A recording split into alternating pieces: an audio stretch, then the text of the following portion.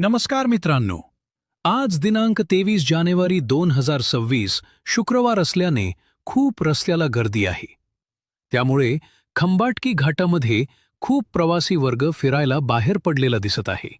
या प्रवासी वर्गामुळे खंबाटकी घाटामध्ये खूप ट्रॅफिक झाले आहे आणि हे ट्रॅफिक समोर आपल्याला दिसत आहे. हा काढलेला थोडासा व्हिडिओ तुमच्यासाठी आहे. थोडासा प्रयत्न करत आहे तुम्हाला ह्या ट्रॅफिकचा व्हिडिओ दाखवण्याचा.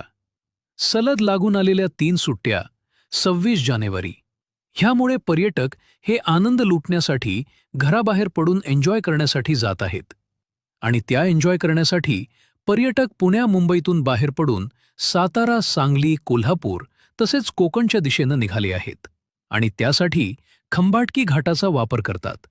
हा घाट मुख्य जवळ पुणे-सातारा मार्गावरील मेन घाट आहे आणि ही गर्दी त्यामुळेच दिसत आहे. सलग आलेल्या 3 सुट्ट्यांमुळे पर्यटकांमध्ये आनंदाचे वातावरण आहे आणि त्याचंच हे एक सादरीकरण तुमच्यासाठी सादर करीत आहे.